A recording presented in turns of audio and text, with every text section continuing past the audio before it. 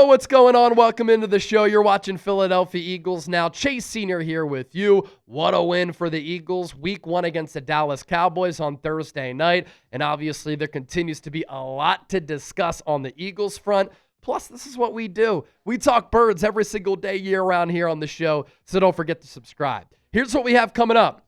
Latest update from the NFL on Jalen Carter. Topic number 2, does Howie Roseman need to trade for a cornerback? Adoree Jackson did not look good on Thursday night, and we're also going to take your questions as part of our Philadelphia Eagles Now mailbag, so that's all coming up right now.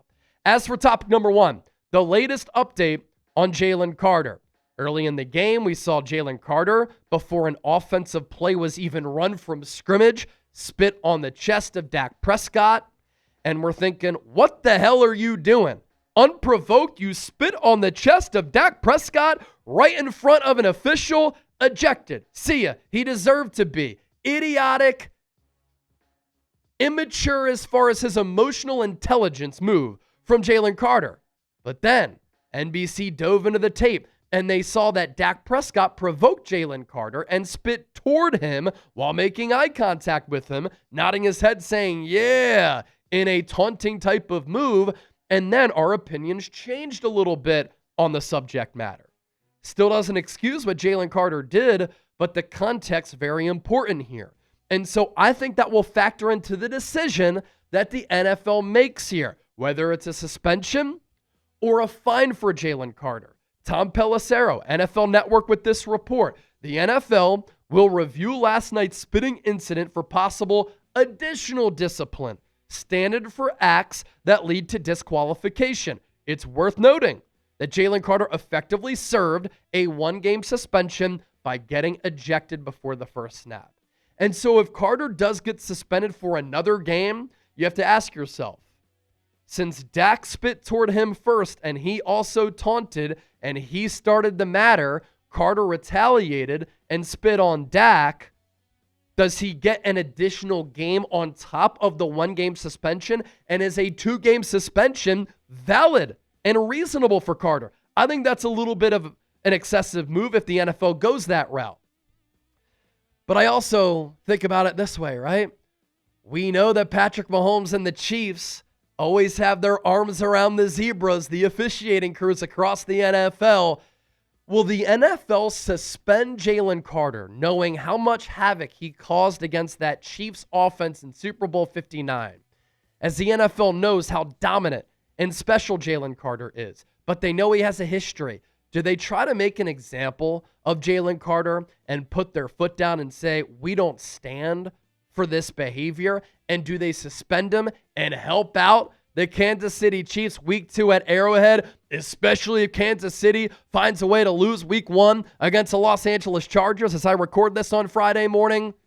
We know that the officials sometimes, and the NFL, in the bed with the Kansas City Chiefs, they better not be too excessive, because the NFL, we're watching. Topic number 3 before we get to our mailbag. Does Howie Roseman need to trade for a cornerback? Cornerback 2 is a legitimate concern for the Philadelphia Eagles right now, and we knew this going into the year. Now, it's not to say that Jakorian Bennett can't unseat Adoree Jackson, become the starter, and play well, because his first 2 years in the NFL, he's been a very impressive corner for the then Las Vegas Raiders. Now, for the Philadelphia Eagles, he has that ability. But the answer we might know is that Adoree Jackson is not it. Adoree Jackson was bad against the Cowboys on Thursday night, and the Cowboys targeted him frequently because they knew they could exploit the weakness that is Adoree Jackson. These numbers not good. And Adoree said after the game he'd give himself a C grade. I'm going to go a little bit lower than that. 7 targets, 5 catches allowed. 5 catches allowed, 5 first downs given up on those 5 grabs.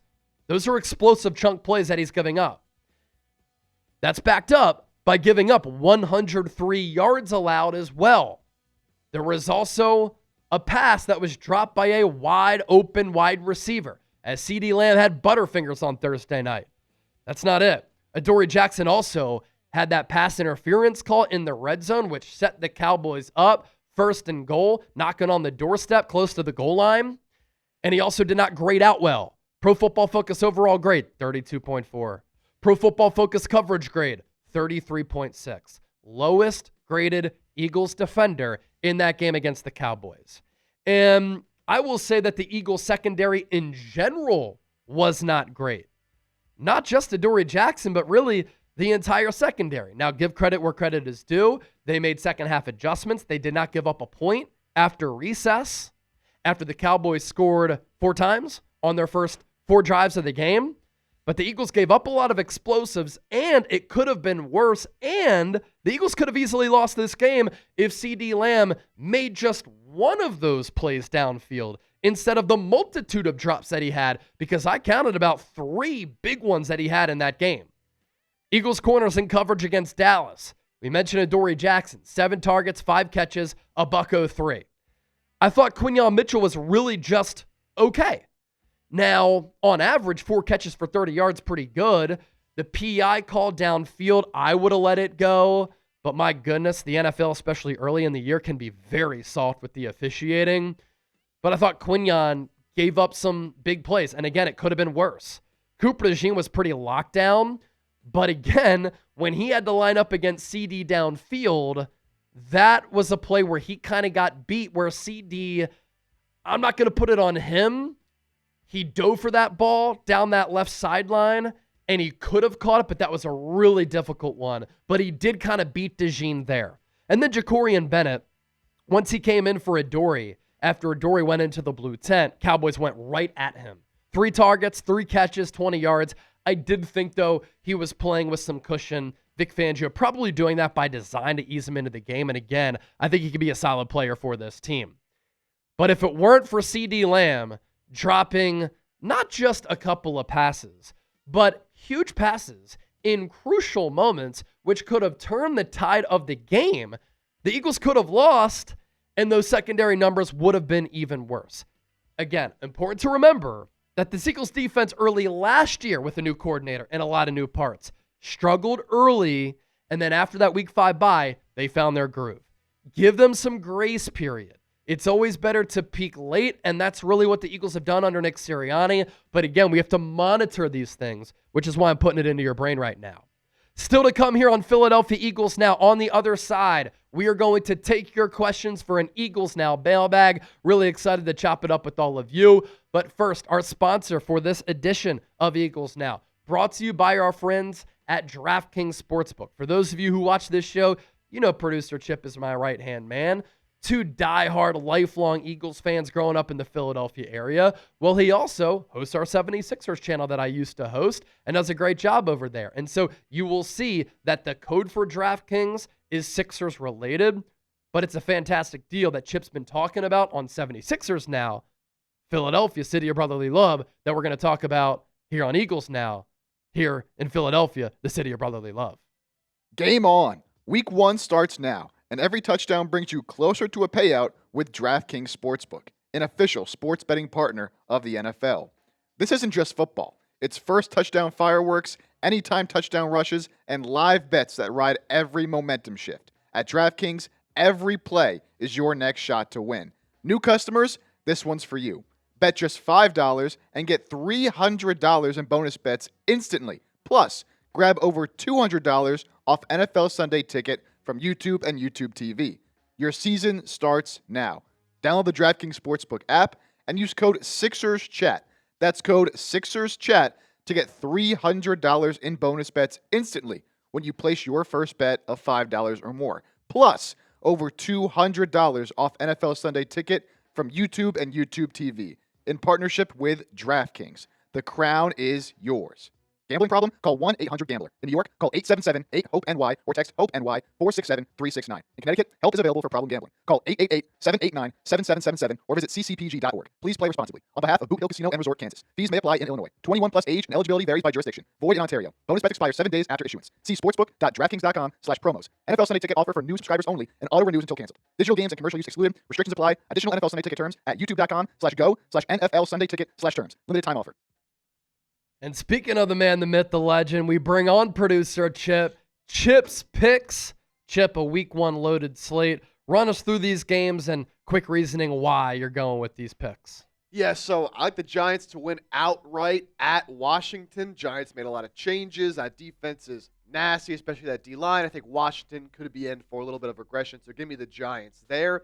Then for the Colts, look, I'm just not a big fan of the Miami Dolphins, and I don't think the Colts will be great, but I think they're a little bit underrated, have a good defense. Obviously, quarterback is a question, but I think they can win this one. Give me Indianapolis -1.5, and then give me the Raiders money line over the Patriots. Two teams that should be better than they were last year and can be sneaky a little bit, but was just announced to the Patriots. Probably best player, Christian Gonzalez, is out for this game. So give me the Raiders in that one as well. Of course, all lines and odds are subject to change, but those are my picks. I mean, you want to talk about a great deal. Bet $5, get $300 and $200 off of YouTube Sunday Ticket.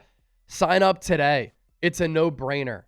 All right, let's start to take some of your questions here on Eagles Now before we hop on out of here. On this Victory Friday, September 5th, the Philadelphia Eagles 1-0, 24-20 win over the Dallas Cowboys. And let's start to take some of your questions right now. This is Eagles Now. My name is Chase Sr. The Birds are 1-0 after a 24-20 win over the Dallas Cowboys. And looming now for Philadelphia, the Kansas City Chiefs. Plenty to talk about here on this show coming out of that Week 1 win for the Birds. So we are going to take some of your questions here on the show, chop it up, and talk some Eagles as we always do.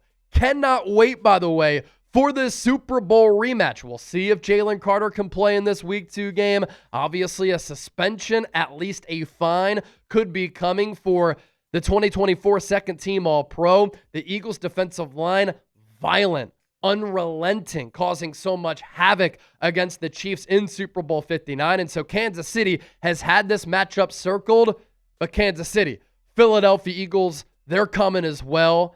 And this is going to be a big-time Sunday afternoon tilt at Arrowhead Stadium. We got you covered with the best Eagles coverage every single day. But, of course, Eagles-Chiefs going into Week 2. Hit that subscribe button here on Eagles Now. Plus, you can be a part of our mailbag segments as well. Dino, $2 super chat. Thank you for your donation, my brother. What cornerback would you trade for right now? So, Dino, there are a couple of options out there. Really what I think Howie Roseman is going to do early in the year, give it 4 to 8 weeks in the lead up to the NFL trade deadline, right? Monitor what other teams across the NFL have quality corners who could be shopped because those teams sell and they are willing to make a trade going into the NFL trade deadline. I don't think Philadelphia has to panic right now and make a panic-stricken move to try to upgrade corner. I do think Adoree Jackson is a problem, but I want to see what Jakorian Bennett can do. Maybe we'll see what Mac McWilliams, the 4th-round pick out of UCF, can do because Vic Fangio really liked him throughout the preseason and in training camp. I think the Eagles have really cooled on Keely Ringo, but he's also a part of the mix. Eli Ricks is on the practice squad. And so evaluate your own personnel first. Monitor what's going on across the NFL. And if there are corners available and your corners continue to struggle because this is a potential red flag, then you strike and you try to make a move.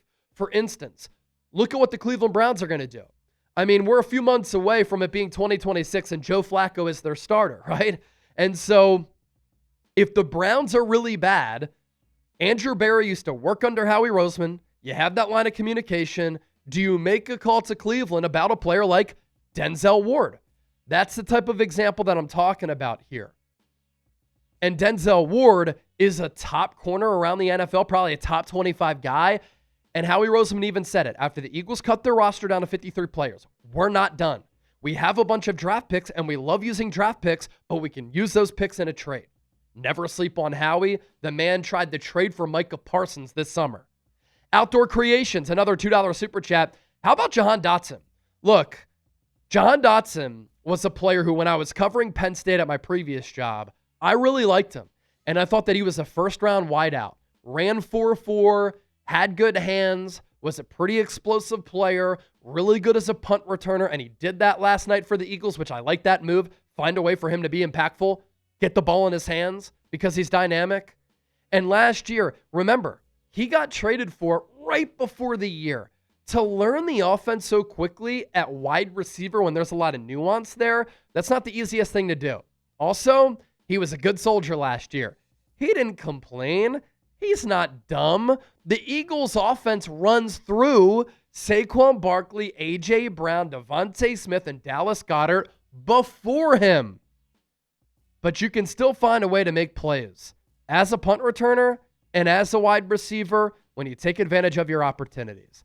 And I thought it was great how Jihaad Dotson was able to make a statement play in this game. And frankly, it was good to see for the local guy who went to Penn State. You know, I went to Temple. Their football program's been up and down, but I grew up on Joe Paterno football, so I followed it closely. I covered him professionally. I'm a believer in Dotson. And his career hasn't gone as well as probably he would have imagined or hoped for when he was a first-round pick by Washington. Shoot, they couldn't get rid of him fast enough. Last year, didn't do a lot as far as production. But I've said this a few times here on the show. Late in the year, I thought he played well when the Eagles sat some guys and rested some players within games or for a whole game. In the playoffs, had the first touchdown on the extension play from Jalen Hurts against the Packers, and he was really, really good in the Super Bowl as well. 51-yard pitch and catch, one of the biggest moments of that game, and a dime from Jalen Hurts. John Galt, what are the odds that the league hands Jalen Carter a long suspension, and how long? You know, I think that if there wasn't video of Dak Prescott spitting toward Jalen Carter first, and some people will say spitting toward him is different than spitting on him, obviously, but if you do something like get into an accident on the highway, and then that leads to the pileup, people are going to focus on the pileup more, right? But who started it initially? Maybe your dumb decision on the roadway, right? And so we're thinking that Jalen Carter was the one who just, out of nowhere, spit on the chest of Dak Prescott. If that was the case, yeah, I think he gets suspended for week 2 against Kansas City, and pretty much he was suspended for week 1 because he didn't play a snap against Dallas. But because Dak spit first, I think it's now just going to be a fine. But we know that the NFL and refs are in bed with the Kansas City Chiefs. They sleep and cuddle with them.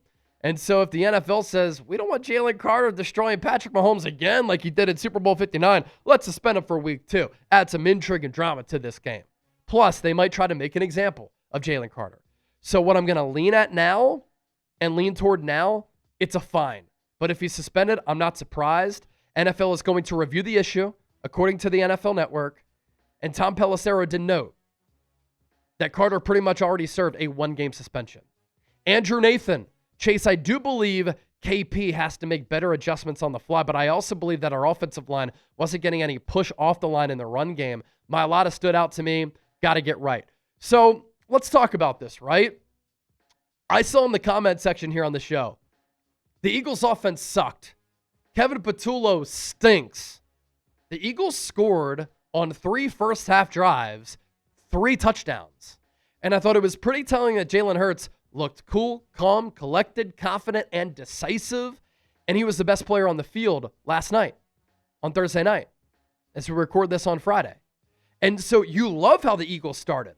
And shoot, if there's no weather delay, which impacted the offensive flow for both teams, I think the Eagles recover that fumble. They march right down the field and they score again to capitalize on that Miles Sanders fumble because momentum and the ball was rolling. It's like a snowball going downhill, right? It gathers snow as it goes downhill with velocity and momentum, right? The Eagles had momentum and then boom, right after they recover that fumble, they just have to go to the locker room and sit cold for an hour and then they only warm up for 15 minutes. That's tough. Emotionally, mentally, physically, game planning wise. So yeah, Patullo can be better, but look, I wasn't expecting the Eagles to be perfect in week 1. You got the win. That's all that matters. Millie315, does Dak just get away with it, lying through his teeth in the postgame interview? Millie, I share the same thoughts. People are acting like Dak Prescott, high character guy. I respect him as a dude, what he stands for, what he's been through. But people are acting like he's a choir boy, right? Come on, Dak. What grown man is in the huddle, goes out of his way to go in between his two offensive linemen, make eye contact with Jalen Carter, spit toward him at the ground, pick his head up, look at him, nod his head and say, yeah, in a clear taunting move. And then after the game, he has the balls to say, oh yeah, I did nothing wrong. I'm shocked. I can't believe Jalen Carter spit on me. He was taunting Tyler Booker. I wasn't having that. Dak, we all know what you did. And you know what you did. It's fine. Those images of Carter and Dak meeting face mask to face mask before the game even started, that just goes to show you the intensity and the passion of this rivalry. How seriously these athletes take Dallas Cowboys against the Philadelphia Eagles. I love it. And that's going to be a lasting moment in this rivalry's history.